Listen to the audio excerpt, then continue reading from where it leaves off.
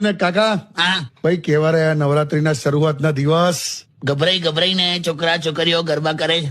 એવું? એટલે હજુ સુધી અંબાલાલની આગાહી બહુ કઈ રંગ લાવી નથી, પણ હવે ખેલૈયાઓ પોતે જ પ્રાર્થના કરે છે કે વરસાદને સ્ટે ઓર્ડર આપો. Correct correct. પેલું તો નહીં, પેલું વાદળડી વરસી રે, એના પર તો પ્રતિબંધ મૂક્યો છે, એ કોઈ ગાવાનું જ નહીં. હા મેં સાંભળ્યું એવું. હવે એકચ્યુઅલી આજથી બધી જમાવટ શરૂ થશે. યસ કાકા, રજાઓ.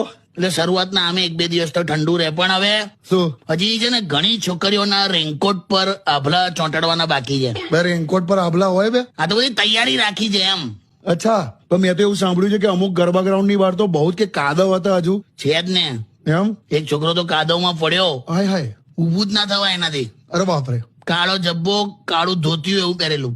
અરે બાપરે. તો 2 જણ તો એને સોટી લઈને ઉઠાવાયા. હે?